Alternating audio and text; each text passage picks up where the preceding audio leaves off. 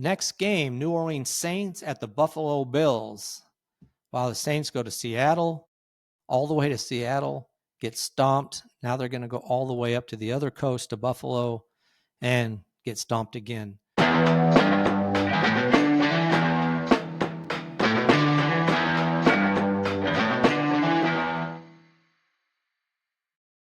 All right, welcome to Just the Stats NFL, the show that covers the NFL statistical leaders from the all-time greats to the current players leading the NFL. I'm Ernie Jennings, your host, and today we begin the first of two parts covering Week 4 games.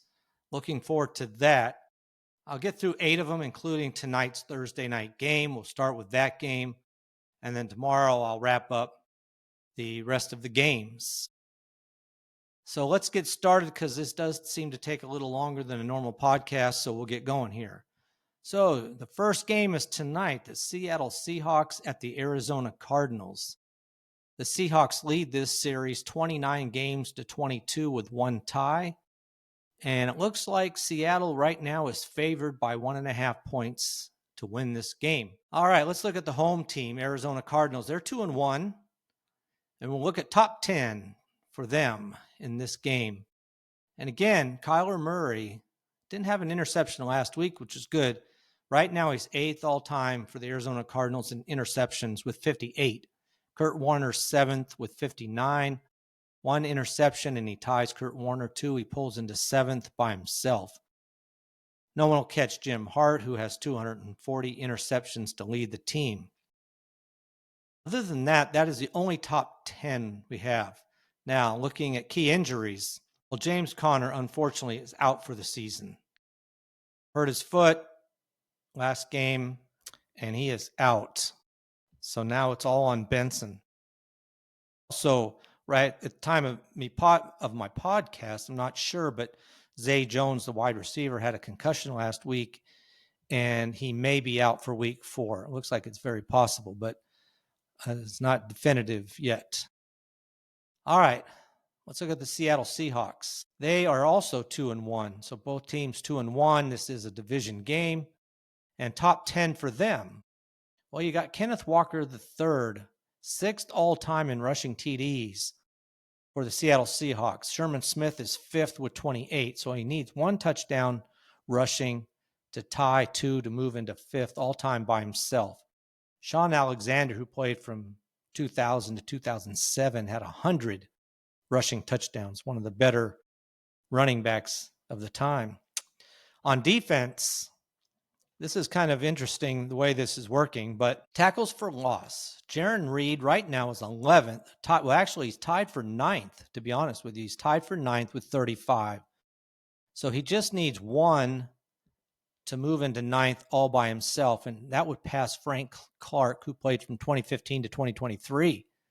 Now, what's interesting about that is you have the exact same numbers for sacks. Right now, Jarran Reed is 11th with 35. Actually, he's tied for 10th. Let me straighten that out. He's tied for 10th with Frank Clark again with 35 sacks. So they both have 35 tackles for loss and 35 sacks. So even a half sack, though, for Jarran Reed will move him into 10th all-time by himself. So he's working on those two categories. One more top 10, that is Jason Myers. Right now is 3rd all-time in scoring for the Seattle Seahawks. He needs 10 points to tie Steven Hauschka, who has 759 points. 11 points, he'll move into 2nd all-time by himself. And number 1 is Norm Johnson, who played from 1982 to 1990. He has 810 points. So it's very likely Jason Myers will move into the number 1 position all-time for the Seattle Seahawks as far as scoring points goes. Now, key injury for them wasn't this week, but last week, Zach Charbonnet was out, and he is expected to play this week.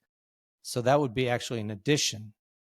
All right, let's take a look at this game. And who do I think will win? Well, just looking at the game overall, they're both 2-1, though they've gotten there slightly different ways. Right now, Seattle's offense is much better. They're averaging over 29 points a game to just under 21 points for Arizona. Arizona played a tough game last week, which they lost to San Diego, and it was a very close game. They really had an opportunity to win that, honestly.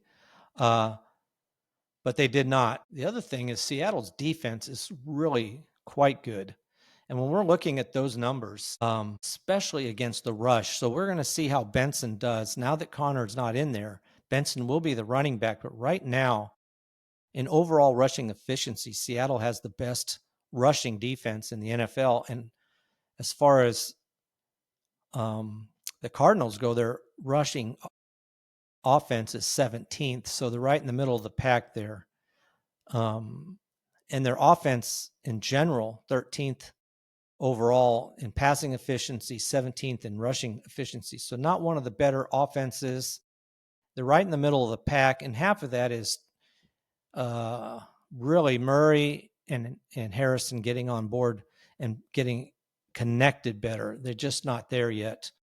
I don't know how much, if it's going to be a loss or an upgrade from Benson, from Connor to Benson. We'll see. Or if it's just a wash. Hopefully it's at least a wash, and it's pretty much the same either way for Arizona, which would be good. So that'll be something to watch to see how good Benson is in this game, even though it is going against one of the better rushing defenses. All right. That is a look at that game.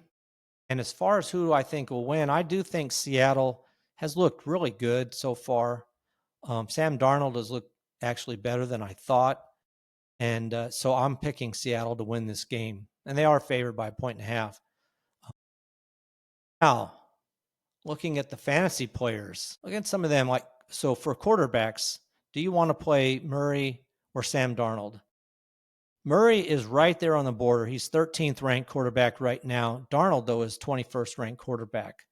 So he's just, Murray is the one especially. It's just on the border if you really want to play him. Right now, he's not had even a top 12 game, though. So he's basically in his 3 games. Now, this is PPR. Against the Saints, he did have 18 points. Panthers, 14, and in the 49ers, 14. So really not putting out the type of numbers you really want for your quarterback. You really prefer in PPR to have at least 20 points, and he's not reached that even against the New Orleans Saints. So I'm not sure I want to play him. Now, Sam Darnold has had a top 12 finish, and now his other 2 weren't quite that good. I mean, and really this is biased somewhat. His first game against the 49ers, they only had 5.4 points.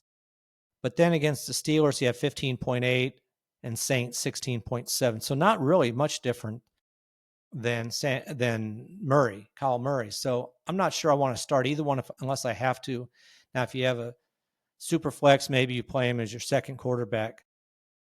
Now, as far as the running backs go, for Arizona, it's going to be Benson. And can he fill in the shoes of Connor? If he can, he would definitely be somebody I'm interested in playing. And you can pick up Benson. If you haven't yet, he was still not, there was still a percentage, at least 20% of the leagues had not picked him up. Teams in the leagues had not picked him up. So there's a chance you could pick up Benson and start him because he will be the starter now for the rest of the year. Now, as far as Seattle, you're probably going to start Walker. That's definitely most likely. He did have the last 2 games. He's had really good games. Now, the only problem with him is that Charbonneau was not there last week, and he is back this week. So that may affect his numbers this week. We'll have to see.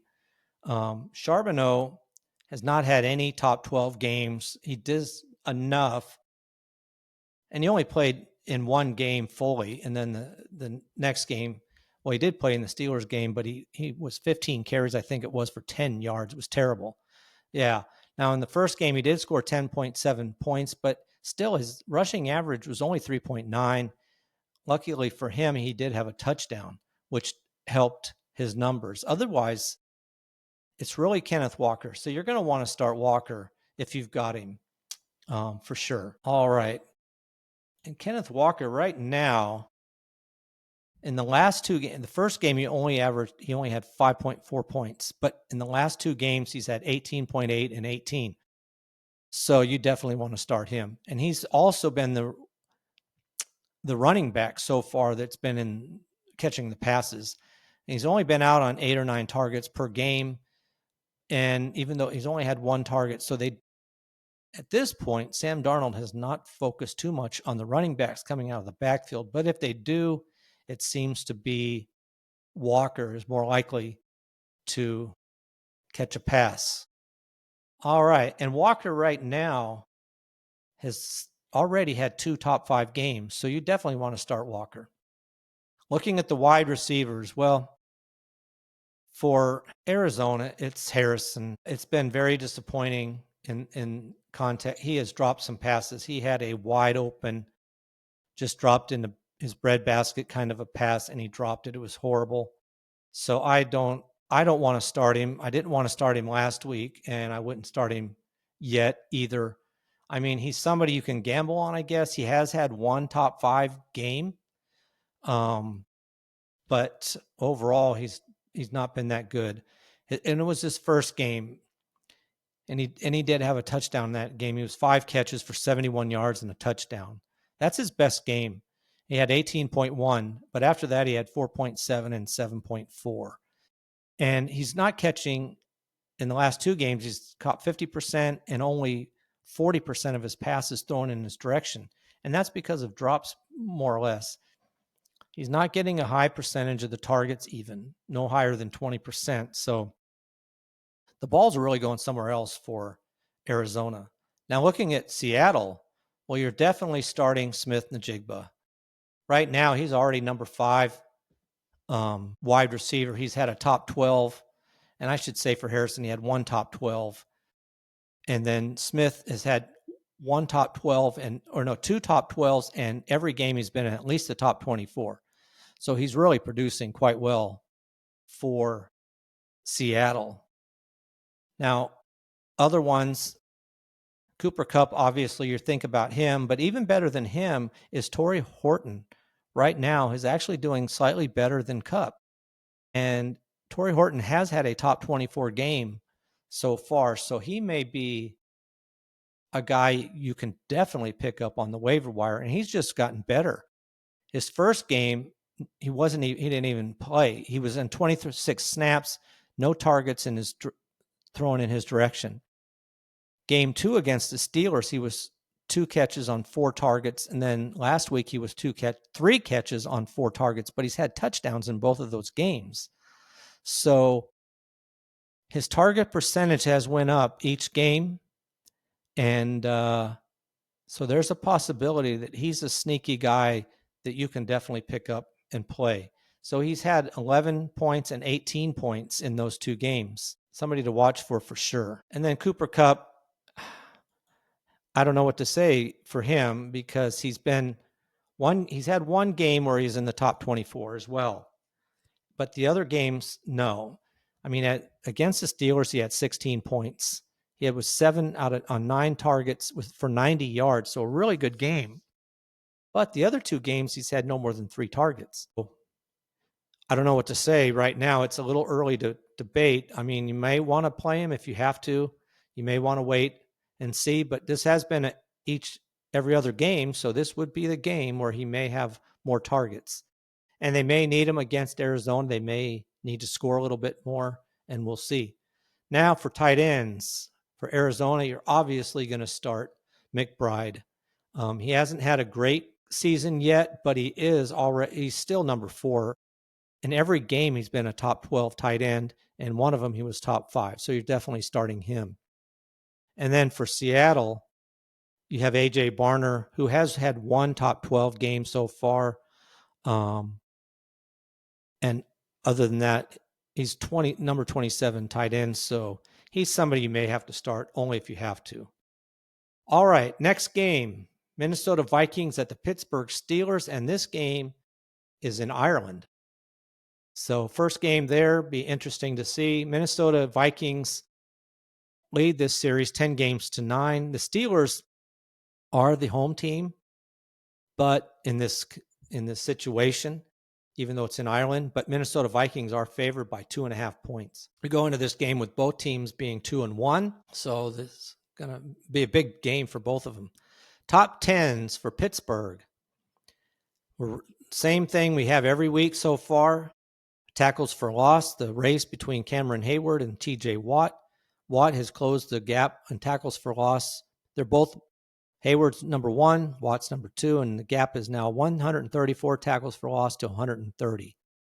So we'll continue to watch that. Steelers don't really have any key injuries at this point. Now looking at the Minnesota Vikings, top 10 for them. Justin Jefferson almost caught Anthony Carter last week. Anthony Carter played from 1985 to 1993. As Justin Jefferson, sorry about that, came up 4 yards short of catching him in receiving yards all time for the Minnesota Vikings. With right now, Jefferson has 7,632. So this game, he'll definitely pass Carter to move into third all time by himself. Chris Carter has over 12,000 yards, so it'll be a while for Jefferson in that category. Another top 10. Harrison Smith's been sitting on this number. He's tied with Joey Browner for 4th all-time in interceptions for the Minnesota Vikings with 37. Joey Browner played in the late 80s. So they're tied at 37. So the next interception for Harrison Smith will put him into 4th all-time by himself. Paul Krause leads Minnesota all-time with 53 interceptions. Now for Minnesota, key injuries. Well, McCarthy is still out, though it sounds like they're going to use that as an excuse to continue to let him just take a break, I think, and re-examine his game. Carson Wentz will be the starting quarterback in this game. Again, as is last week, Aaron Jones is out, just as a reminder, with a hamstring. He's out at least until week 8, so that really makes Jordan Mason a definite play. And then one good point, not an injury, but it was a suspension. Jordan Addison is back off a suspension, so that will definitely help out Carson Wentz as far as receivers go. So look for Jordan Addison to have, we'll see what kind of game he has, but he will be ready to go. So looking at this game overall, like I said, Minnesota's favored to win this game by 2.5. And right now, it could be a nice, with Addison as an addition, but the offense for Minnesota has been not good at all. They're 29th right now. But the Pittsburgh defense, as far as passing efficiency, is 24th, so they're not too hot either. So this is a good chance for Minnesota to buck up their passing game. Now, as far as the running game goes, Minnesota is 11th, and Mason's really been quite good. Now, this is where the defense is for Pittsburgh's kind of equal to that, so we'll see. Problem that Minnesota may have with Carson Wentz, he does scramble a little bit, but he tends to hold the ball, and Pittsburgh right now has the 6th best pressure defense, so they pressure it quite a bit, and that may affect Wentz. We'll see. Now, when you flip it, right now Pittsburgh's offense is 18th, but in passing, but Minnesota has the number 1 overall passing efficiency defense. So this could be a rough game for Rodgers as well. I mean, the pressure rate by Minnesota is just Pittsburgh's number 6, Minnesota's number 7. So they're very close there. Now, Rodgers does handle the pressure fairly well because he will dump that ball off so fast. So he does not take sacks lately if he can really help it. The running game, though, for Pittsburgh right now is not that great. It's only 26th ranked. But again, just like the passing game, this is a weak area for Minnesota. So this could be, you could see an uptake for Jaylen Warren, for example, in this game as far as rushing goes. So let's look at the fantasy outlook for this game. By the way, I am picking Minnesota to win this game over Pittsburgh. I think they can do that. Looking at the fantasy outlook, so you do have Aaron Rodgers right now, 14th ranked quarterback, but you really got to weigh that he's been throwing touchdown passes. That is what's getting him to this ranking of so far. He has been incredible with the touchdown passes. He's already has 7 touchdown passes, 3 interceptions. Now, really, his first game is what also catapulted him against the Jets. He had 25.7 points. Against the Seahawks, he only had 8.4, and the Patriots 11.7. I don't think I want to start Rodgers. He had that one big game, and it was all due to touchdowns, and he passed for 244 yards in that game. Since then, 203 yards and 139. So the touchdowns have went down and the interceptions have went up. I would not want to touch Rodgers at this point in time, though if they can bank on the running game a little bit, it may help Rodgers as far as handling the pressure. But right now, Aaron Rodgers only had one top 12 game so far this season. Now, looking at Carson Wentz, he's only played the one game, so it's kind of wait and see. But this is an opportunity for him to do better. Now that he has not just Jefferson, but Addison over there as well, it really is going to help. Adam Thielen's still out there. So he has some better options as far as the receiving game goes. But I wouldn't start him for sure. Neither quarterback am I starting. So when we're looking at the running backs, like I said, right now, Warren's number 14. He's already had 3 top 24 games. So every game he's been in the top 24, maybe not the top 12, but at least in the top 24. So he's putting up some respectable numbers so far. And when you're looking at it, and he's been fairly steady, Jets 13.9, Seahawks 17.4, and Patriots 13.1. So you don't want him as your starting running back necessarily, maybe your second one or maybe your flex guy. But I do think he could have a big game. He has not had a touchdown yet.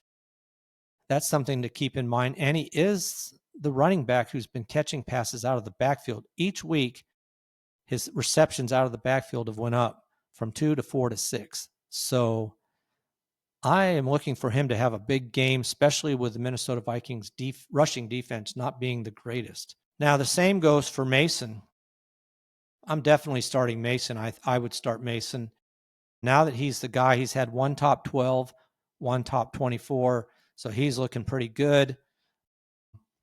And, obviously he was splitting time in the first game. He still had 8.5 points with Jones, but now that against the Falcons, not too swift in that game, I only had a 5.8, but then against the Cincinnati Bengals, he went off there, 16 carries, 116 yards, and 2 touchdowns. Now, he didn't have any catches, but they kind of dominated that game, and that could have been part of it.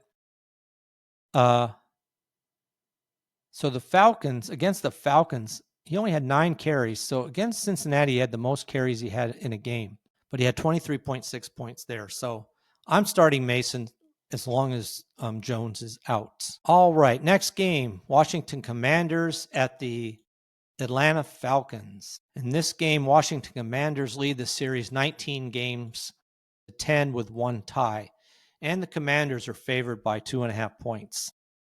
So the home team, Atlanta Falcons, are 1-2 right now. And let's look at their top 10. And that is Bijan Robinson. Didn't get it last week. Give him another shot this week. But right now, he's 11th. He's trying to move into the top 10. Lynn Kane has 19 rushing touchdowns. Bijan Robinson just needs 1 to tie him, 2 to pass him. So that is his goal this week, is to get that 1 rushing touchdown to move into the top 10.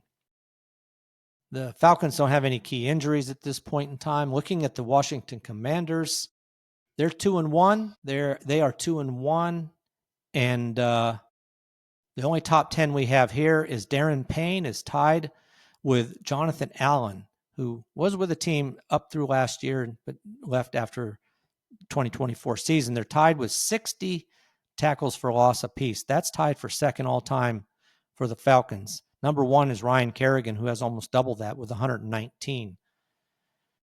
All right, looking at key injuries for this team, and they're both just questionable. Right now, Jaden Daniels, the quarterback, has been limited. He's day to day. I'm kind of thinking he may not play, and Mariota would have another game as quarterback. But we'll see. It's like I said, day to day. Wide receiver Terry McLaurin was going to get undergoing further testing for his quad, which when that happens, it sounds like he should be out. You don't necessarily do that if it's a minor injury. So we'll see what happens with that. Now, looking at this game overall, right now, the Falcons are such an interesting team. They just got beat silly. Penix looked terrible, and they lost to Carolina Panthers 30-0. While the Commanders, even with Mariota, were able to pull out another win. They're averaging 26.7 points a game. That's seventh, while the Falcons are only averaging 14 points. So their offense is not looking as good as I thought they might look. And we'll just have to see how it goes for them. But not looking good. Now, looking at some of the numbers as far as passing offenses and rushing, and the defenses.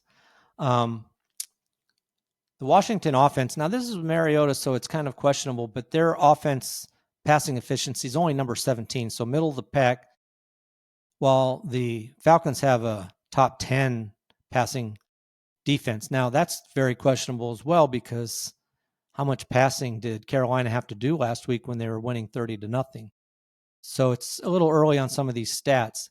Now, where the Washington Commanders excel is in rushing, and they're number 3 in the NFL right now, while the defense for Atlanta is only number 16. So this is definitely a spot for the Commanders, and that's despite their Commanders, losing Eckler, trading Robinson, but the 3 running backs they have right now, plus Mariota was able to run a little, and obviously if Daniels is playing, he can run anytime he feels good at it. So that's a strong area for the Commanders. Now, for the Atlanta Falcons offense right now, it's 28th in passing efficiency. Penix, who looked so good at the end of the last year, has not looked good so far this year, and he really needs to improve. Now, against Washington is an opportunity because Washington's passing defense is only number 19. So it is a chance for the Atlanta Falcons quarterback to improve here. In the running game, this could be a little more difficult for Robinson, though that is the strength of their team at this point in time. They're 13th in the rushing efficiency, but the Commanders are number 5 in rushing defense. So we'll see how that goes. One other category for Penix, though he is quick and he doesn't take a lot of sacks, which is good because right now, Washington Commanders are number 1 in pressure rate. So he will need to get that ball out there quick, which may be a good game for Robinson. He's been catching quite a few passes out of the backfield. All right, let's look at the fantasy numbers on this game, and we'll start with like I said, we just don't know yet about Daniels. If he's playing, you start him. If it's Mariota, maybe you want to start him, but that'd be very questionable if you would. I just don't know that I'd want to. He was serviceable, but do you really want to start him? I just don't know. Penix has had one top 24 game, and that's it. He hasn't looked good at all. And, of course, Penix has looked terrible. So we'll have to see. As far as the running backs go, now the problem for Washington is, like I said, you have a 3-headed monster. And as far as running backs go, that's just, you don't want to take any of them. Number 1 is Krosky Merritt. He's 32nd rushing running back, that is, for the team. He's had one top 24 so far in the first 3 weeks. That's it. And McNichols is the other one. He's number 47, but he hasn't done much either except for one big run, which was huge. But you can't count on that type of play. He should have been tackled at the line of scrimmage, and he just seemed to wiggle away, and he was out for 60 yards. So I wouldn't start any of them. Now, for Atlanta, obviously, you're starting Robinson. He's already the number 5 running back in the NFL, though his numbers have went down somewhat each game. But against the Buccaneers, he had 24.4, Vikings 19.8, and the Panthers 16.1. I expect him to have a decent game. Funny is that, not funny for him, but interesting is he has not had a rushing touchdown yet. He's had one receiving touchdown. So, you can't go on with that negative game script. He's going to have a rushing touchdown here, and it could be, and I wouldn't doubt it's this game here. I just can't see him going 4 games without getting a rushing touchdown. Now, Algiers is the other one. Oh, one more thing about Robinson is he is catching so many passes out of the backfield. I mean, he's averaging 6 targets and basically 4.5 to 5 receptions per game. So he's getting it both ways. He's not rushing for many yards or a very good rate, but with all the targets and PPR, for all his receptions, it's really helping his numbers. So you definitely want to start him. Now, looking at the wide receivers for Washington, Deebo Samuel is the number 15 wide receiver. He's had 2 top 24s and 1 top 12. So you want to start him. Last week was a bad game for him. And it looked like it was going to be a good game because the kickoff on the very beginning of the game, he ran it back for like 65 yards or something like that, set Washington up really good. But then after that, he only had 3 targets, 2 catches in the whole game for 11 yards. That's it. So it was a rough game for him. I mean, prior to that, against the Giants, he had 22.6 fantasy points and Packers 17.4. So I'm expecting something more like that. And I don't know if it was just because it was Mariota and where Daniel seems to look for Samuel much more. I mean, in the first 2 games, Deebo Samuel was targeted 10 and 8 times. But then in this last game, he was only targeted 3. So if it's Mariota, maybe you bench him. If it's Daniel, you definitely start him. Now, McLaren right now is not having that great of a year. Right now, he's only the number 56 ranked wide receiver. So he needs some help there. They just haven't been able to get him the ball. He's had no top 24s even. He has improved slightly each game, but no touchdowns yet. And last year he had 13 touchdown receptions. So it's been rough so far. I expect a touchdown out of him sooner or later. I mean, he did have 74 yards last year, but he was only last week, 74 yards, but he was only targeted 4 times and had 3 receptions. So that's got to get up there. I mean, the second against the Packers, he was targeted 9 times, had 5 catches though, and only 48 yards. So he's only averaging basically 10 points. If you want to, you expect him to improve, but if you have to start him maybe as your flex guy, that's the best I would do for him. But you figure sooner or later he is going to have a breakout game. Like I said, no touchdowns yet. So if you're gambling, if you're shooting for the moon type of thing, like if you're losing in your fantasy game, you're expected to lose, maybe you want to put him in and see if you can pull something off. Now, Drake London for Atlanta, he's the 44th ranked wide receiver. He hasn't had much going on either. No touchdowns for him as well. He's been targeted quite a bit, but even with 8 catches on 15 targets, he only had 55 yards. And last week, 5 catches on 8 targets, 55 yards again.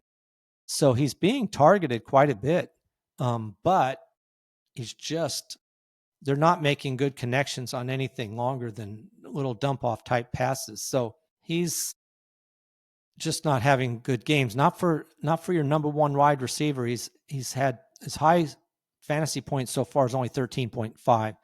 He should definitely be having 18 to 20 a game. Again, another player, no touchdowns. So maybe if Penix can put together a good game, London could come out of this rut he has been in. Looking at the tight ends, well, this is a breakthrough for both of these tight ends right now. Zach Ertz is number 7 tight end. He's had a top 12 and a top 5 already. So he has had pretty good games. Much more effective than I thought he would be for the Commanders, which is something they definitely needed because they're outside McLaurin and Samuel. He's definitely somebody for the quarterback to throw to. And then Pitts, number 13, he's had 1 top 12 game so far. So he has been doing fairly well. He's averaging, first game he had 12.9 points. Hasn't had a touchdown yet either. It's a lot of these players, but he's averaging close to 8 points a game. Other than that one where he had 13, which puts him closer to 10 points, 10 points a game. He'd be somebody you may have to start, whereas Zach Ertz right now been doing much better. I mean, he had one game, 6.8, but he had 11.6 and 18.4. So he's had 2 games already, well over 10 points a game. So Ertz, you would definitely want to start. In this game, I'm picking the Washington Commanders to win the game over the Atlanta Falcons. Next game, New Orleans Saints at the Buffalo Bills. While the Saints go to Seattle, all the way to Seattle, get stomped. Now they're going to go all the way up to the other coast to Buffalo and get stomped again. Saints do lead the series 7-5. This game is the highest number we may see all year. The Buffalo Bills are favored by 15.5 points. Now, Bills were favored by 11.5 over Miami. They did win by 10, but that game was close all the way late into the fourth quarter. A lot closer than expected. Now, I don't see this game going that way. Saints could get beat easily by 15.5. All right, top 10 for the Buffalo Bills, the home team, who are 3-0 at this point in time. Josh Allen only needs 301 yards to tie Joe Ferguson for second all-time in passing yards for the Buffalo Bills. I don't know if he'll get it in this game because just for the fact that if they're so far ahead, he may not have the need to throw it that much. But we'll see. He does need 300 yards, basically, just over that, to pass Joe Ferguson for second all-time. Now, James Cook has been racking up the touchdowns again this year, and though he's young on the team, he's 1 touchdown out of moving into 9th all-time with LaShawn McCoy and Jack Kemp. So 1 touchdown will tie him with those 2 players. 2 will put him into 9th all by himself. Currently, the leading rushing TD player for the Buffalo Bills is Josh Allen with 67 rushing TDs to lead the team, and he's pushing to be the number 1 all-time quarterback at rushing TDs in the NFL history. But he's not there yet, but he's getting closer and closer each game.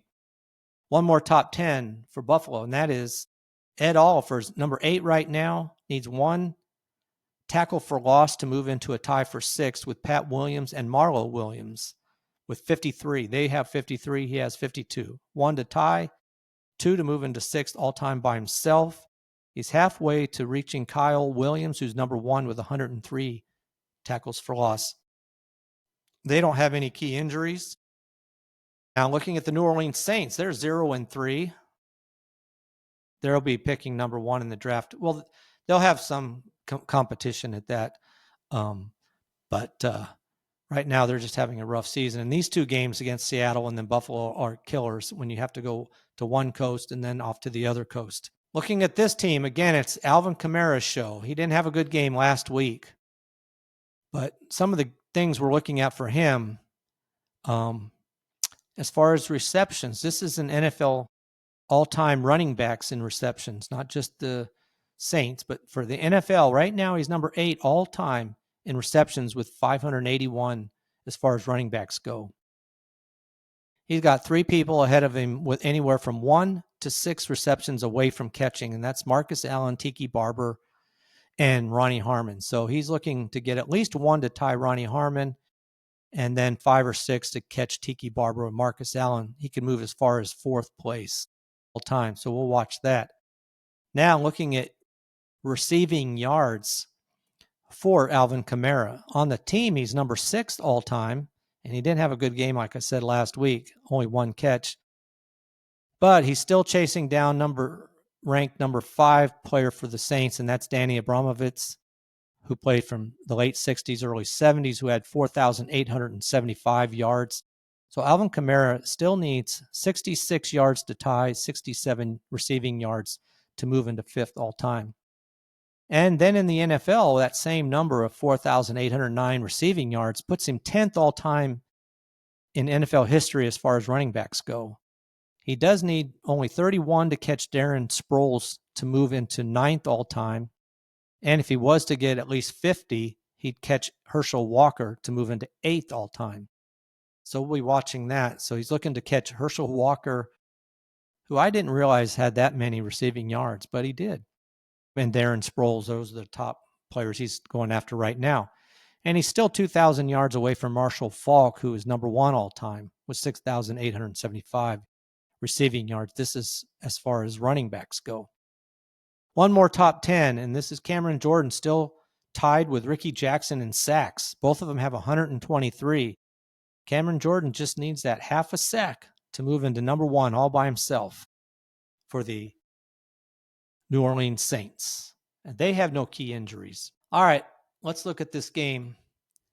Obviously, this is it's going to be a rough game for the Saints. Right now, Buffalo Bills are 4th in the NFL in scoring. They're averaging 34 points a game.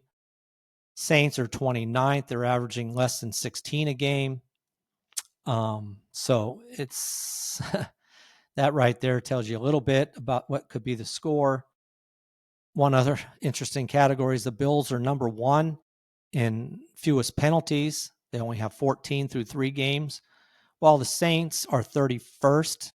As far as penalties per game, they have 31. They're averaging just over 10 penalties a game.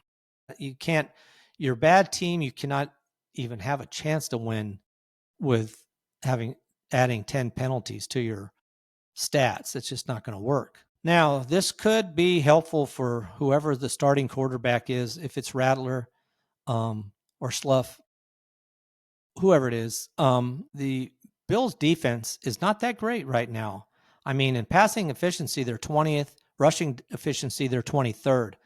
So their defense has been struggling. Now, they have played some tough games. I mean, you're playing against, top quality teams like the Ravens and so forth. Well, they did play the Jets as well and Miami. So I'll have to squash that a little bit. But anyway, their defense at this point in time is questionable, which may be helpful to the Saints, but Saints offense is not that great either. Passing efficiency is 24th and the rushing efficiency is 20th. So it's a possibility that they could stick in this game if they can just kind of stay on the field a little bit longer than normal. Now, for the Buffalo Bills, though, their offense is number 1 overall. They're number 4 in passing efficiency, while the Saints are 28th in passing defense. So obviously the Bills are going to have a overwhelming favorite there. The Bills are number 1 in rushing efficiency. The Saints aren't too bad against the rush. They're 14th. Now that could be partly, I don't know why. We won't speculate on that, but right now that's the case. And against pressure, Allen is number 1. The Bills offense is number 1 against pressure, while the Saints are the worst pressure team in the NFL, 32nd. So you can see that most every number favors the Bills. Now, looking at the fantasy outlook in this game, you're going to start Allen. He's the number 2 ranked quarterback. He's had 2 top 5 weeks already. But if this game gets to be a blowout, you're going to see him shut down, and it could hurt your fantasy numbers because he's usually expected to get quite a few points. But you got to start him. I mean, it's just the way it is. You can't bench Josh Allen. Now, for the Saints, you have Rattler. Right now, he's the 15th ranked quarterback. He has had 1 top 12 week, and he could have actually a decent week this week if he starts and stays in the game. So maybe if he's a super flex or you just have to have somebody, he could maybe put up another top 12 week this week. He does scramble somewhat, so he has an opportunity. Looking at the running backs, you're going to start Cook for sure. James Cook is number 3 right now. Every week so far, he's been a top 12 running back, so you're starting him no matter what. Looking at Kamara, he's been a little bit iffy. The first 2 weeks, not too bad. He's had 2 top 24 weeks. None in the top 12, though. And that was his first 2 weeks. Last week was just a bad game. But like I said, the Bills' defense is not the best. So I expect him to have at least another top 24 game, which would put him at least the running back number 2.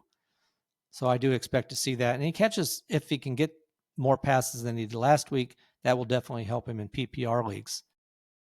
Now, on the other hand, while you would start Allen and Cook for Buffalo, as far as these wide receivers for Buffalo go, I wouldn't start any of them. Coleman is number 29 right now on Coleman, but he's had one top 5 game, and that was the first game. But after that, you haven't seen much of him at all. So I'm not starting him, despite him being their best wide receiver. I mean, next after that is Josh Palmer, but he's the 69th ranked wide receiver. You're not going to start him. Now for the Saints, you do have Olave, who's number 24 ranked. He's had one top 24 game. One of the things about him is he's getting targets, definitely getting the targets. He's had 23 receptions already, which is higher, one of the higher numbers. And he's been targeted higher than even Puka Nacua. He's been targeted 37 times, but only 23 receptions for 165 yards.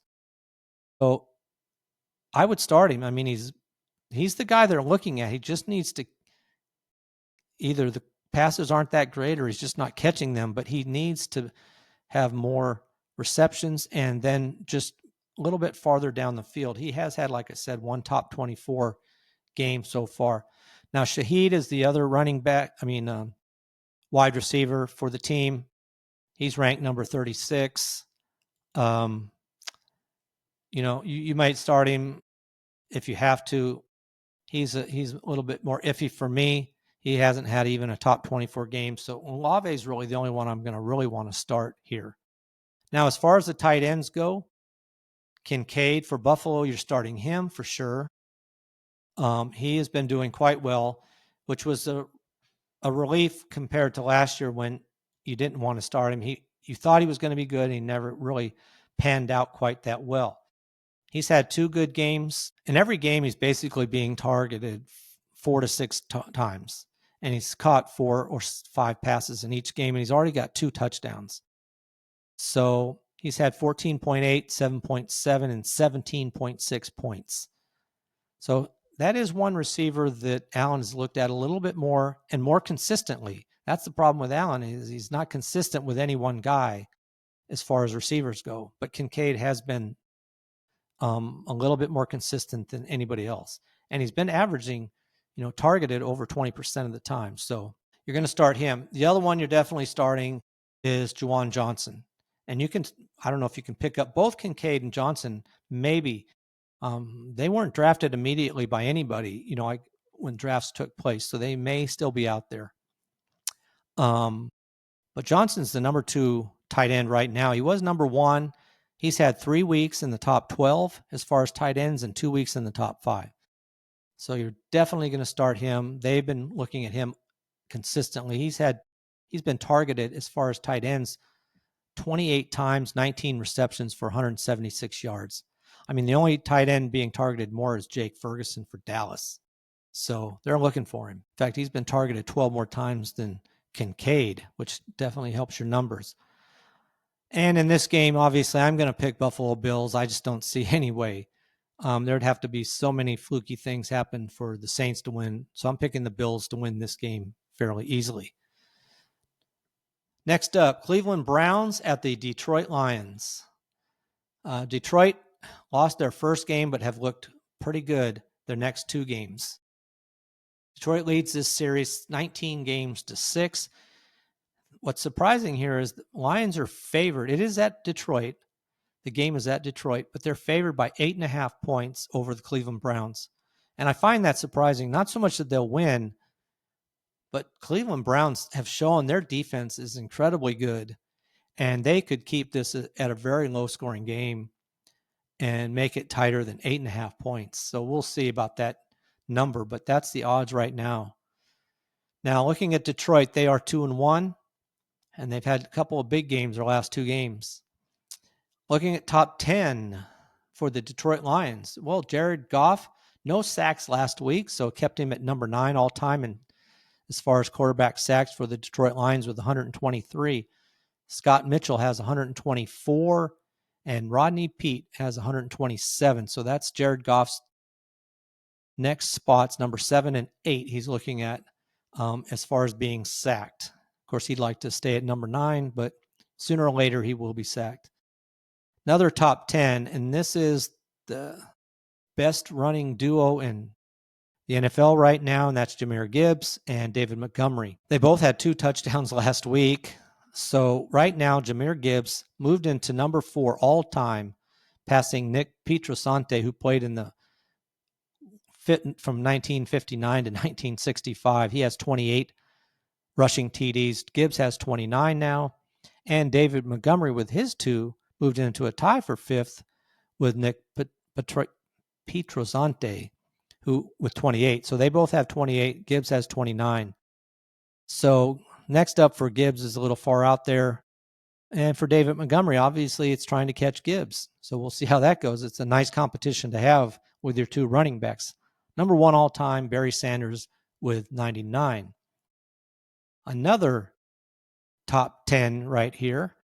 Amon-Ra St. Brown is number 6 all time in receiving yards for the Detroit Lions with 5,088. He'd have to have a big game to catch Gail Cogdill, who played in the 60s, who's number 5 with 5,221 yards.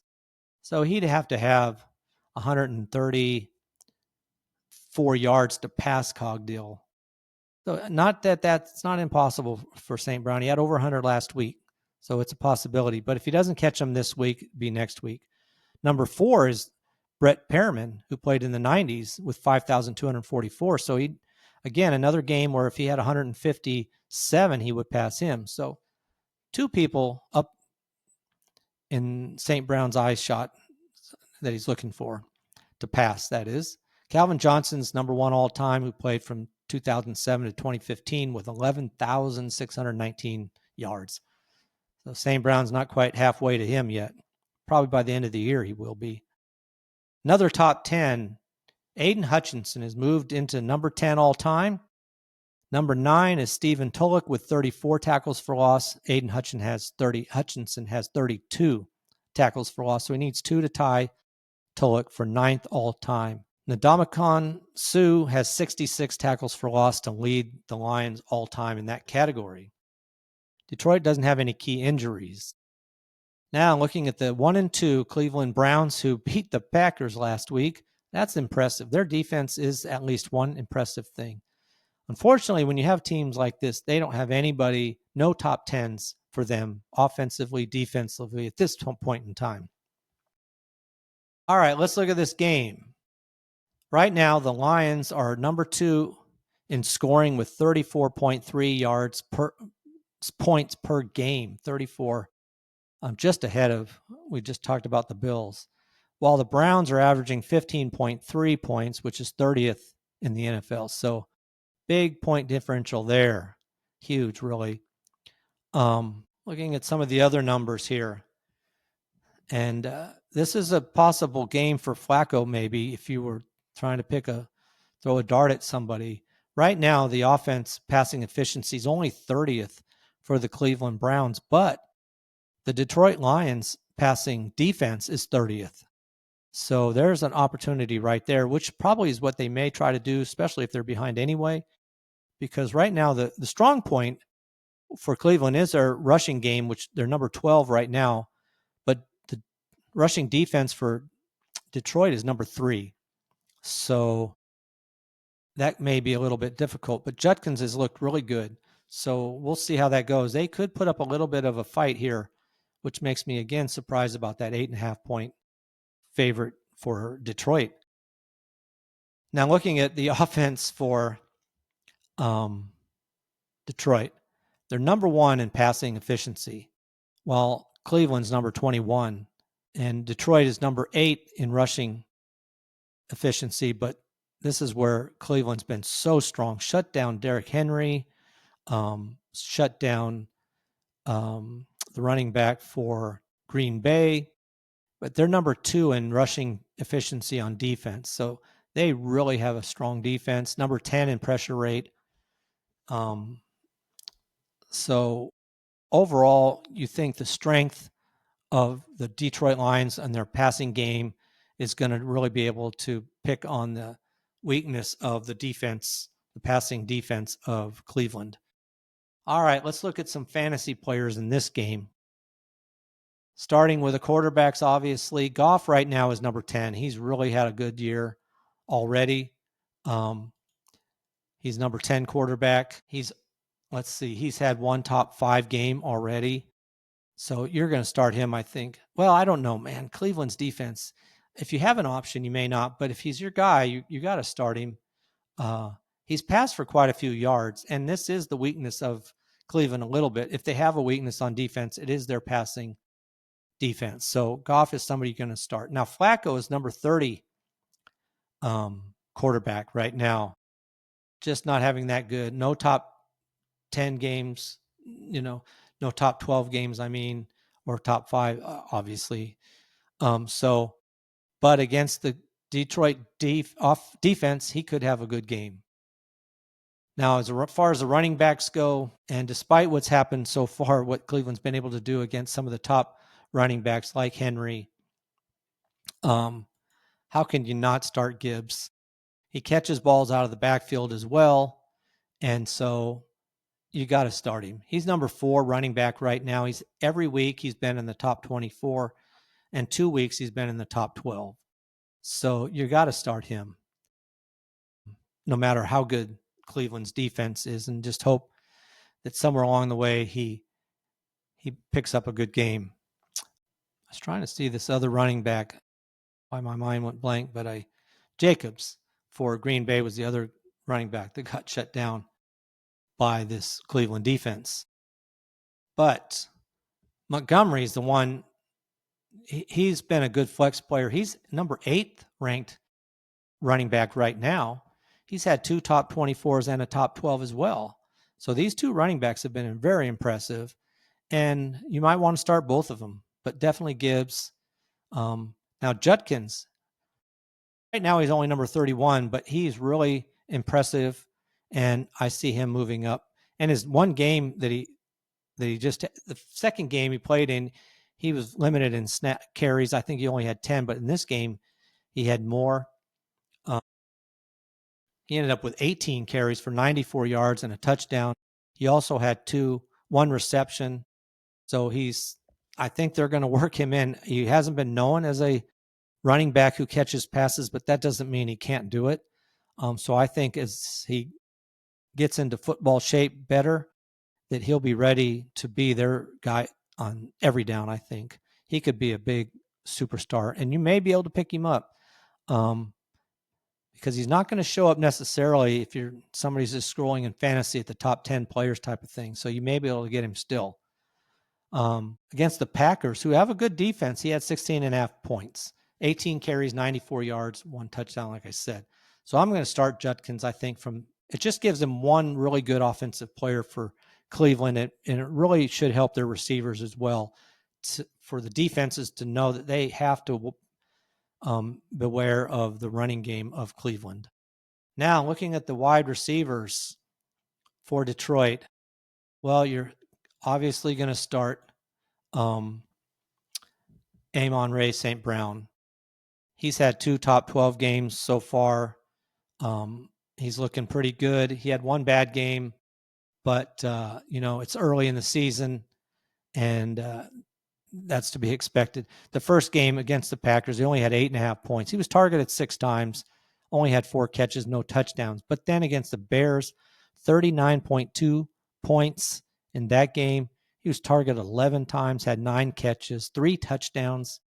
And then even last week against the Ravens, 7 catches on 8 targets for 77 yards and a touchdown. So he's going to be the guy for Detroit as far as that goes. I mean, there was a lot of talk about Williams, who's right now the 40th ranked wide receiver, as having a breakout year.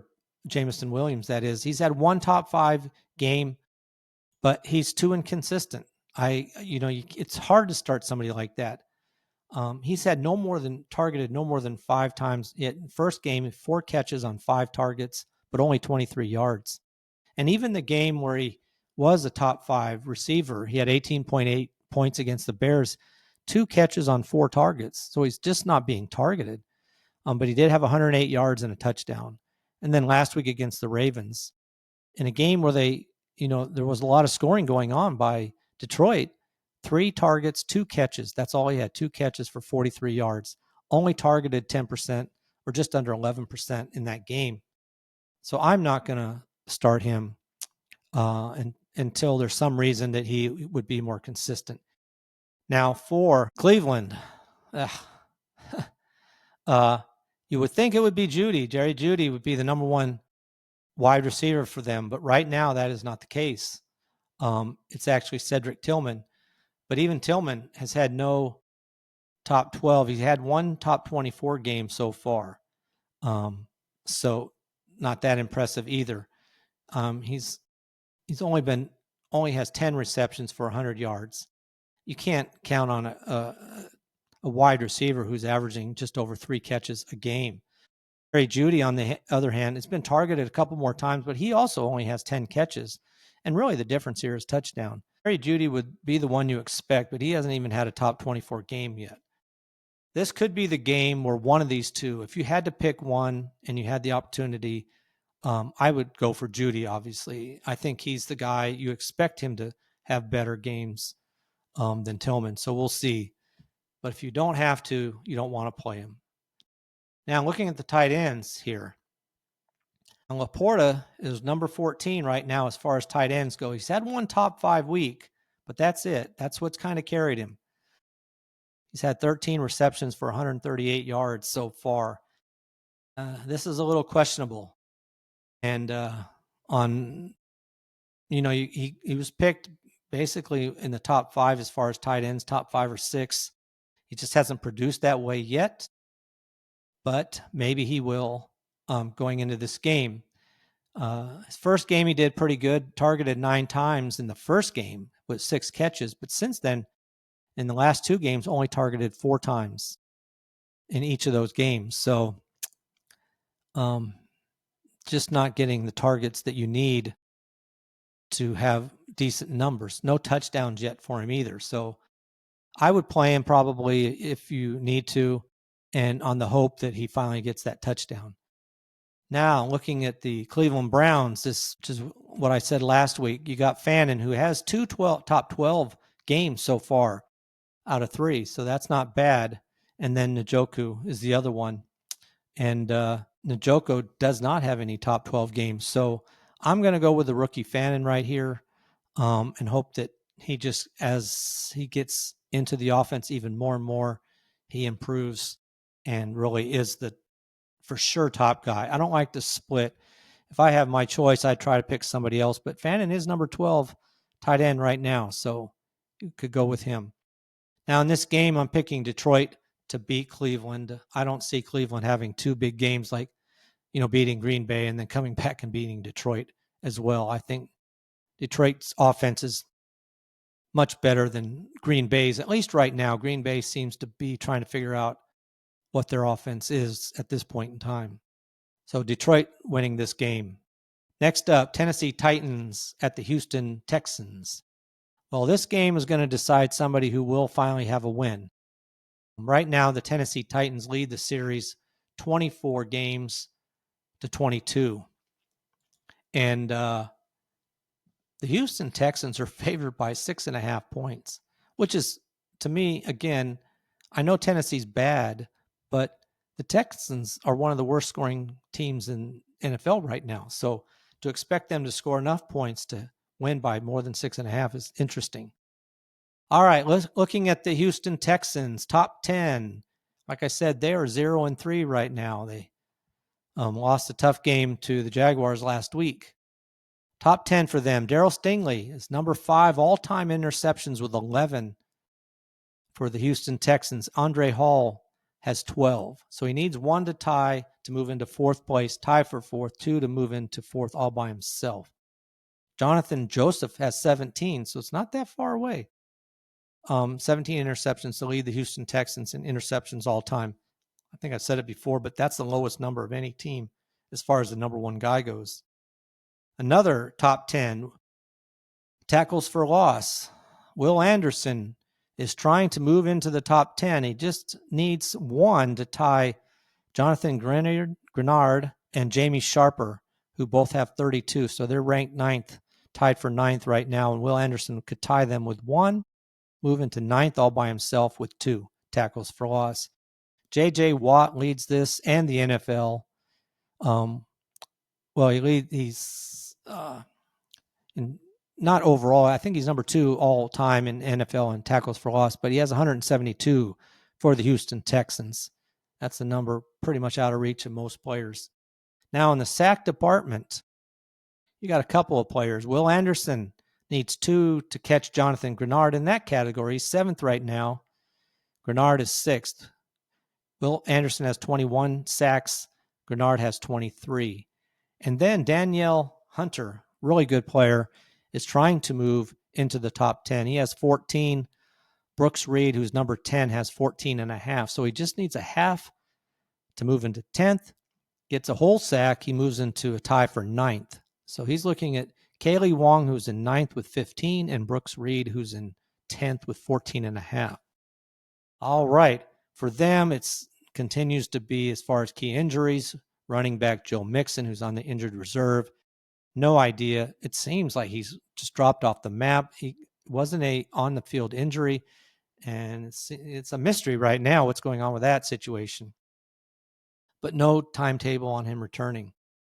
As far as the Tennessee Titans, who are also 0-3, top 10 for them, there aren't any. Again, when you have a bad team, that happens. No key injuries for them. Let's look at this game overall. All right. Wow. Houston, well, let's pick the better of the two right now. Tennessee Titans averaging 17 points a game, which puts them at 28th in the NFL. The Texans are 32nd in points per game at 12.7. So you do not expect a high-scoring game here. I mean, they're averaging less than 30 points between them, which will make them worse than Baltimore, Buffalo, and Detroit as far as points per game. Another couple of things which also explains some of their situation in penalties. Texans are 19th worst team as far as being penalized. They have 24 penalties already in 3 games. That's 8 a game. But Titans are even worse. They're 31st. They have 31 penalties so far, which is, 10 a game. Just makes it hard to win. This could be an ugly game. I mean, low scoring, lots of penalties. It could be ugly overall. Now, looking at the offenses, wow. Again, wow. Tennessee's offense in passing efficiency is 31st. Cam Ward is having a rough time right now, but to be fair, he's new, starting right up, and he went off against some of the best defenses. So we'll see. I want to give him time before, you really question what to do with him. Unfortunately for him, he's going up against another really good defense. Offensively, passing efficiency for Tennessee is 31st. For the Houston Texans, passing defense is 11th. Now, where you could see some help for them is in the running game. Tennessee, they're number 23 in rushing, which is obviously better than their passing game. But the rushing efficiency for the Texans is 26th. So that's an area where you could see some help for Tennessee. Now, even though it's 26th against the Jaguars, they really shut them down, especially in the first half. They shut the Jaguars' running game down. The Jaguars were either first or second in rushing going into the game, and they had a difficult time against the Texans running the ball. Now, looking at the offense for the Texans, they're not much better. They're 27th in passing offense, and they may get some help here because the defense of the Tennessee Titans is 23rd against the pass. So an area where you could see some improvement for the Texans. And it's the same in the running game. The Texans are 18th, while the Tennessee Titans are 32nd against the run, worst against the run. So definitely a game where Houston's offense could maybe put up some better numbers than they have so far. All right, let's look at the fantasy outlook in this game. Do you want to start either one of these quarterbacks? I mean, Stroud is a quarterback that people were picking, but right now he's only the 26th ranked quarterback. So I'm not, you can't start him, even though he is playing against the Tennessee Titans. He's had no top 12 games so far in his first 3 games. He just has not looked that good. Their offensive line, and obviously when I say he doesn't look good, it's not just him. His line is just making it very difficult for him to have good games. And then Cam Ward, you're obviously not starting him either. Right now, he's doing his best to just survive. So these quarterbacks, you're not going to start. Now, looking at the running backs, these are 2 semi-good running backs. For Houston, you have Chubb. Right now, Nick Chubb is number 29. He's had 1 top 24 game. I do think that this game could be a decent game for him. And especially if this game, if they're controlling it, he could see a decent game. I mean, the problem with him so far is he's rushed the ball no more than 13 times in a game. Part of this is due to the fact that they've been losing regularly, so that kind of cramps his style. But if they're in this game all the way or leading, I could see Chubb definitely having a game where you'd want to start him. And also, surprisingly, he's caught some balls out of the backfield. In fact, against the Jaguars, he was 3 catches on 4 targets. Now, he only got 2 yards out of it, but they did throw the ball in his direction, which is interesting. You don't see Chubb necessarily getting that many receptions. So Chubb is somebody you can definitely pick up off the waiver wire quite regularly. I'll say that 3 times fast. Now, for the Tennessee Titans, you have Pollard, and who's been a good player. He's had 1 top 24 game, but when you know that you don't have to key in on the quarterback and you can just key in on the running game, it just makes it very difficult for Pollard. He's rushed the ball quite a bit. I mean, his lowest rushing attempts are 16. So they are trying to run the ball. I mean, he's rushed 18 times, 20 times, and 16. So, and he's caught a few passes out of the backfield, especially last week. He was 2 catches on 4 targets for 14 yards. Definitely want to start Pollard just on the fact that he's going to get the ball a lot. And I don't expect to see this game get away from either team, honestly. I think they'll be in it till the end, and just the way the scoring offenses are. So Pollard could have a good game as well. And he's also somebody you have a good chance to pick up off the waiver wire. Not your definite number 1 running backs at all, but maybe your flex guy if you need somebody like that, or if you're just looking again for somebody who might bust out and have a decent game. Looking at the wide receivers here. For Houston, this could be finally a game where Nico Collins has a good game. He didn't have a bad game last week, but he was held fairly in check. He's had 1 top 12 game so far this season, and that was last week. And that only happened because of a bad decision by Tyson Campbell, who got faked out and left.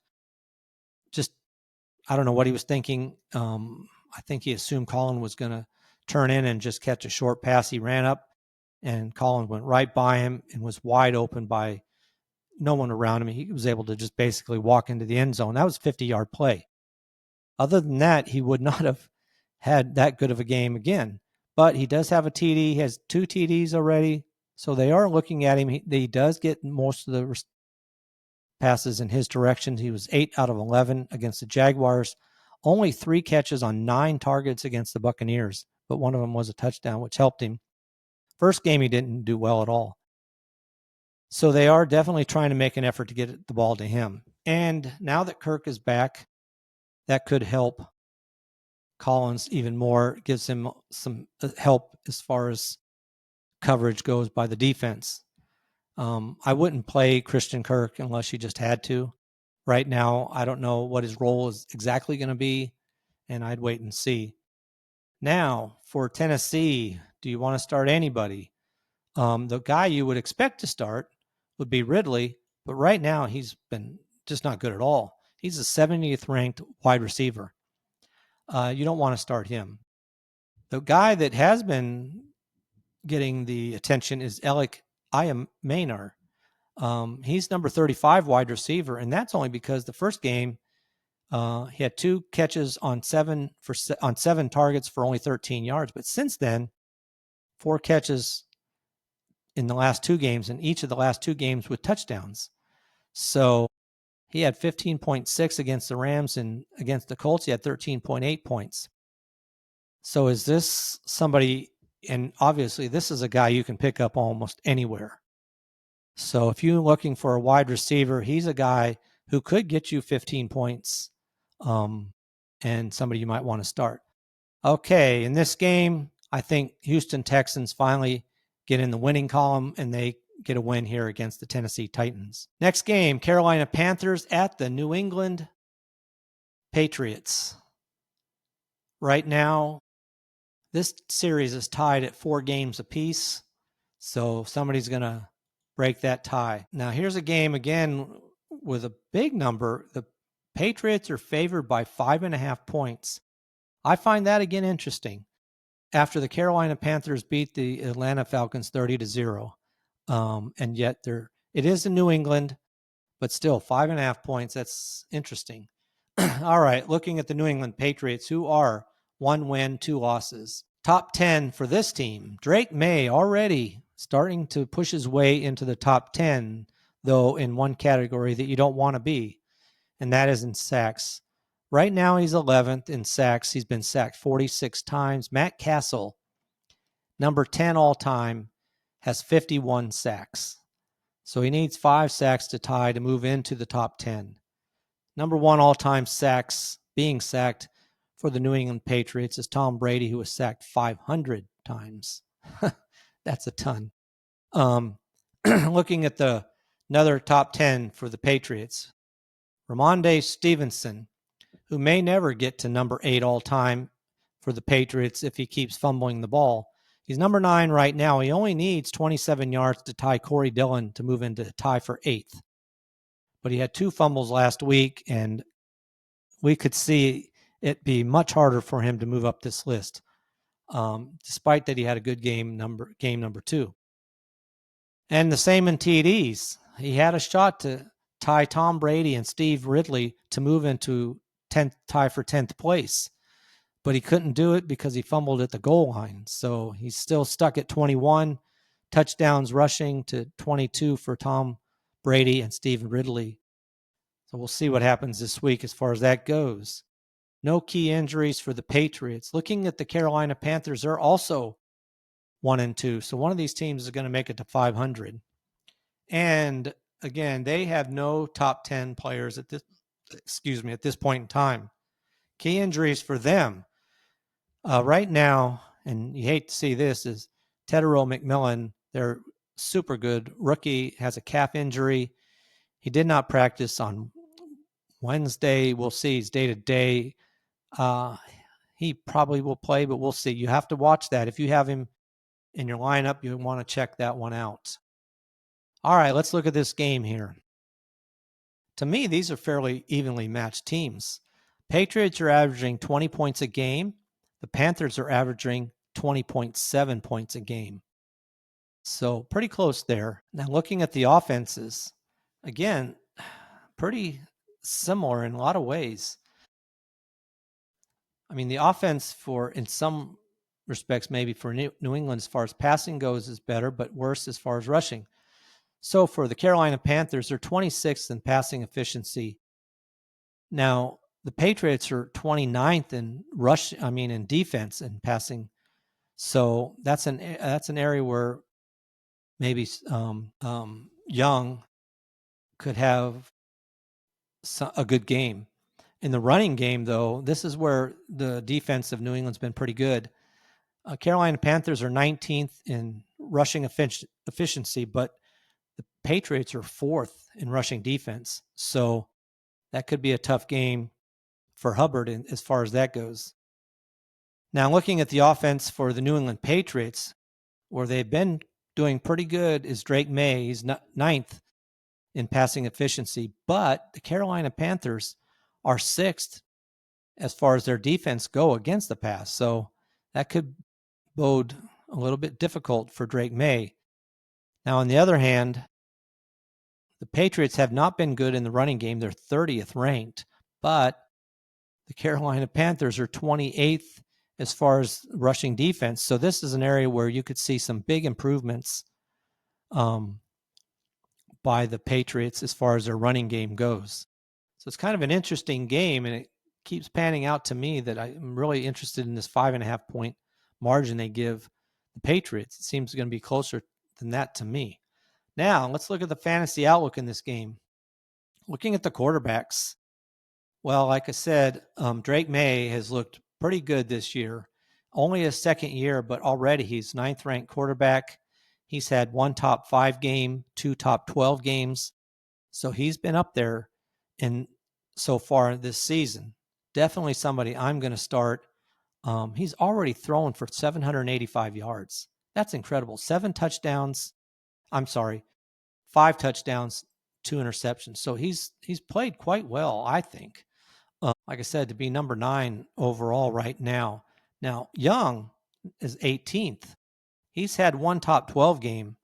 Not doing quite so well as May, but he doesn't, he's a little bit different type of quarterback, and their situation's different, obviously. Young, I would not start unless you had to.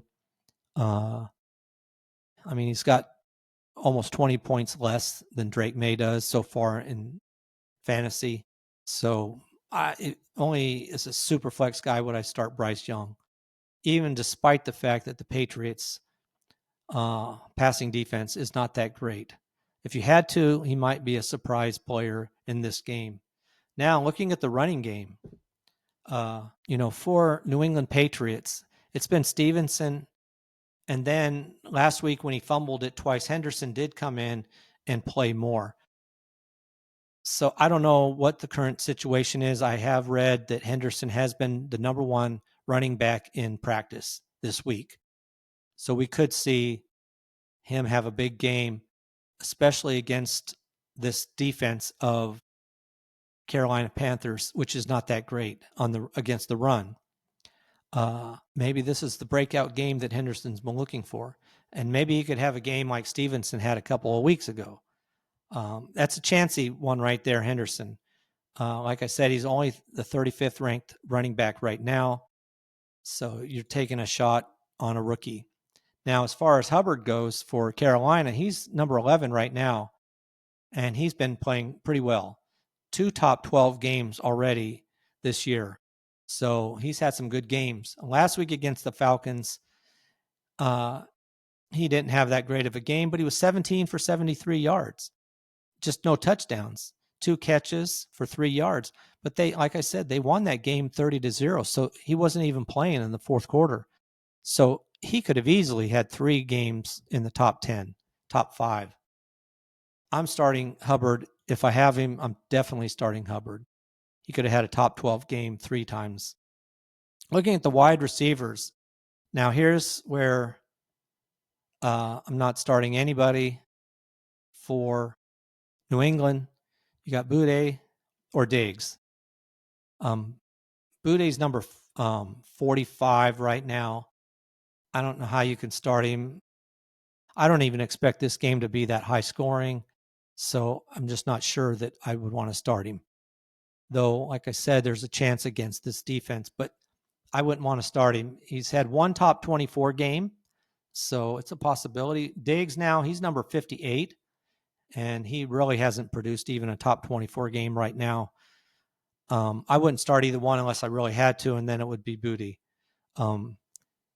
Now for Carolina, you have Renfro. He's number 46 right now. He has had 1 top 12 game. So that's interesting. He's a guy they just picked up late. He hadn't even been on the team. He's had 1 big game and 2 terrible games. He's been targeted at least 4 times in every game. I wouldn't start him. I mean, it was just, I don't know if it's a fluky game, but against the Cardinals, he had 7 catches, 9 targets, and 2 touchdowns. That's what gave him 23.8 points. But other than that, he had 3.1 and 2.6. So it's one of those things you got to watch out. The same with Robinson for the Giants. People grabbed him because he had a career game 2, and he stunk in game 3. You just can't pick somebody necessarily just off a career game that they may have had. Now, the other wide receiver is McMillan. He's number 30. But like I said, he's had one top 24 game. He's the guy to look for, but you're going to have to see his status. They've been trying to get him the ball. He's averaging 9 targets a game. They just need to get better on the amount of receptions on that. I mean, he's being targeted. And against the Falcons, only 3 catches on 8 targets, but he was targeted 33% of the time. So he's the guy they're looking for. And Young just needs to get a better connection with him. All right, looking at the tight ends. By the way, Renfrow, you could probably pick up in most leagues. You're not going to get McMillan. He was picked up pretty much. He's on most teams, probably 90+% on already picked up. As far as the tight ends go, Hunter Henry's number 3. He's had one top 5 game, and it was big. So you hate that. No, you don't hate it if you had him, but you don't know what to think. But he did have 10.6 points against the Raiders, but only 1.9 against the Dolphins. And then against the Steelers, he had 29 points. So if you want to look at it, he had 8 targets, 4 catches on 8 targets against the Raiders, and 8 catches on 11 targets against the Steelers. So more often than not, they're looking for him in this offense. So he's somebody I'm going to want to start. And he's somebody you may be able to pick up because people weren't picking him up after last year. They just weren't. So that's somebody you may be able to find on the waiver wire. Now for Carolina, you have Jatavian Sanders. He's had one top 12 week. He's only got 20 fantasy points so far, so he's not even getting 7 a game. I wouldn't bother with him. There's too many other options. If you're like a lot of players, you're picking people up off the waiver wire, and so there's going to be better options than Sanders. I'm picking the Patriots to beat the Carolina Panthers in this game. It's in New England. I don't know if it's by the margin that the odds makers say, but I do think the Patriots will win. Next game, Los Angeles Chargers at the New York Giants. The Los Angeles Chargers lead this series 8-5. And the Chargers, another one here, where a big number. The Chargers are favored by 6.5, even though this is in New York. This is going to be an interesting game just because of the quarterback situation for the Giants. That's one aspect of it. But looking at the New York Giants, they're 0-3. Top 10 for them. Dexter Lawrence is number 10 all time in tackles for loss. Keith Hamilton's number 9 with 37. Dexter Lawrence has 36. He needs 1 to move into a tie, 2 to move into 9th all by himself. Michael Strahan, who played from 1993 to 2007, has 131 tackles for loss to lead the Giants as their all-time leader in tackles for loss. Right now for them, key injury was Tyrone Tracy. His shoulder, he's out 2 to 4 weeks.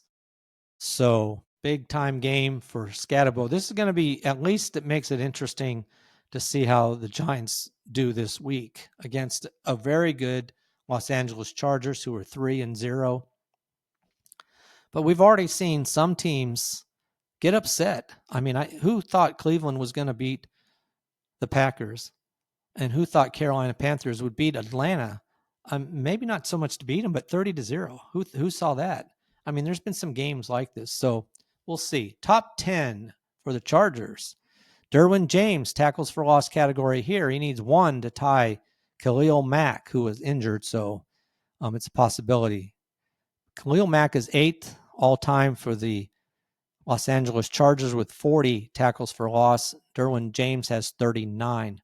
Joey Bosa has 87 to lead the Los Angeles Chargers in tackles for loss. As far as injuries, it was just one of those, nobody even touched him. Najee Harris was about to take a handoff and just went down with an Achilles tear. He's out for the rest of the season. It's a bad injury. It's tough luck because, like I said, he just took a step and down he went. That was rough. All right, let's look at this game here. Right now, the Chargers are averaging 23.3 points per game. The Giants, 17.3. Now, an area where, it's interesting how often teams that are bad are also one of the worst teams as far as penalties. The Giants are 27th in penalties. They have 27, actually. So they're averaging 9 penalties a game, while the Chargers are 5th right now with 15 penalties. So 5 penalties a game. All right. Looking at the numbers, the offense for the Chargers has been pretty good in the passing game. Herbert's looking like a possible MVP right now. For offense for the Chargers, they're number 5 in the NFL in passing efficiency, while the New York Giants defense is 25th. This could be a rough game for the Giants. And then in rushing, Chargers aren't doing so well there. They're 25th right now against the 30th best rushing efficiency defense, and that's the Giants' 30th. So that's not good at all. So this is a game where you could see the Chargers boost up their running game this week. Now, looking at the Giants, they're 25th in offense as far as passing, and they would be worse than that except for the game against Dallas when Russell Wilson threw for 450 yards. That game is the only reason they're even at 25th. The problem they have is they're going up against the Chargers, who are the 8th best passing defense. And now you have Dart going to start his first game against a very good defense. But Wilson was just, I think the Giants could have had a win already. He just made some bonehead plays, unfortunately for the Giants. In the running game, the Giants are 27th right now, and this is the worst part of the Chargers game, and they're 25th against the run. So with Scatterbo now taking over Tracy, if you watched him at all, he looks impressive, and we'll see if that pans out for an entire game. But he did look, he's fun to watch. I got to say that. So it'll be interesting to see how that goes. That's a little look at the teams as far as their offenses and defenses go. Now let's look at the fantasy numbers in this game. We'll start with the quarterbacks. So there's nothing to say about Dart. I wouldn't start him. It's too good of a defense. We haven't seen at all how well he'll play. It's just too hard to guess. I wouldn't even want to take a guess. If you have Herbert, you're definitely starting him. The Giants defense isn't good. He could have a big game. And as long as they don't blow out the Giants, then he should be on the field and can rack up some good points again. He was the only quarterback last week, and he had 300 yards exactly. The only quarterback to throw for 300 yards last week. So looking at the running backs for the Giants, like I said, Tracy's out. So this is now the backfield for Scatterbo. And he's already number 18. He's already had a top 12 week and 2 top 24 weeks. And now he doesn't have to share the backfield. So it's going to be fun to watch. I mean, the first game, he only had 2.9 points. Against the Cowboys, he had 13.9. And then against the Chiefs, 24.1. So each game, and that's despite the fact that he only carried the ball against the Chiefs 10 times for 60 yards and a touchdown.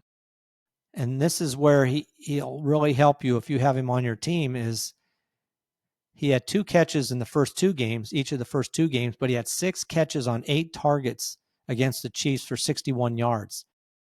So if he's going to be catching the ball out of the backfield almost as much as he's running, he could be something, like a lighter version of McCaffrey or something. Could be really good. I'm definitely starting him and just taking the chance that he's going to be the star player for that team from here on out. Now, looking at the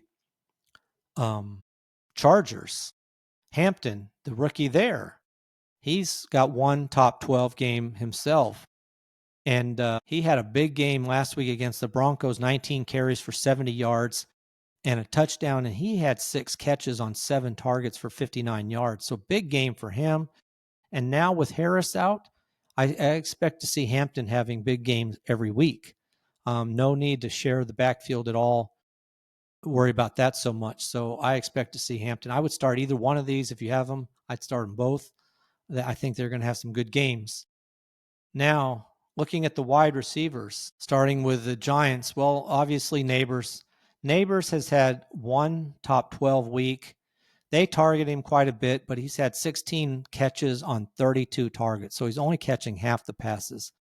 And that's just because Wilson the accuracy is not there, despite the one big game that he had against the Cowboys.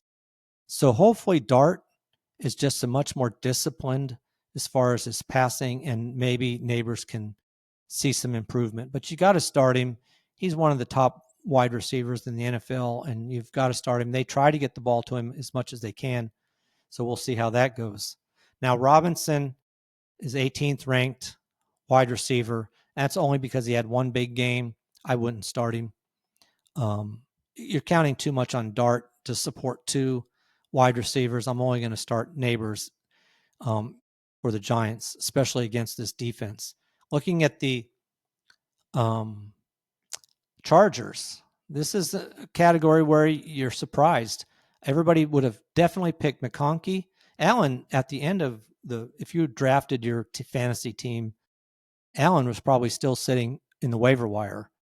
Well, right now, Allen is number 6 wide receiver. He's had 2 top 12 games and 3 top 24 games.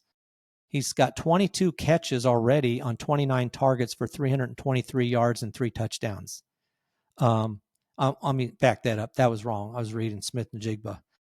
But he still does have 3 touchdowns. Keenan Allen has 19 catches on 28 targets for 194 yards. That sounds better. But he does have 2 top 12s and 3 top 24s. So he has looked very impressive. The only caveat, again, is you've got 3 really good wide receivers. The next one is Quentin Johnson, who's number 8 wide receiver right now. He's got 1 top 12 and 3 top 24. So those 2 are really doing quite well. And this is at the expense of McConkey, who's the number 41 wide receiver right now. So if I'm starting anybody, it's Allen or Johnston. They've been putting up the numbers, the consistency, and Allen's had a touchdown in every game. Now, obviously, I don't expect that to be the way all the way through 17 games, but it just shows you that they're looking in his direction when they're near the end zone. Now, looking at the tight ends, I'm not starting either one of these tight ends. For the Giants, Johnson's number 38. Theo Johnson's number 38. He's had 6 catches for 49 yards so far. So you're not going to bother with him. And the same would go for Oronde Gadsden for the Chargers. He's got 5 catches for 46 yards so far. So tight ends are out in this game. All right. In this game, I'm expecting the Chargers to win this game, probably rather handily. But maybe if it's not, I still expect them to win. But I wouldn't mind seeing a high-scoring game in this game. All right. That is a wrap for this episode. Got the first 8 games in. Hope you enjoy Thursday night game. Tomorrow, I'll preview the rest of the games, as well as look at the post game for the Thursday night game. So until then, that is a wrap for this episode of Just the Stats NFL. I'm out.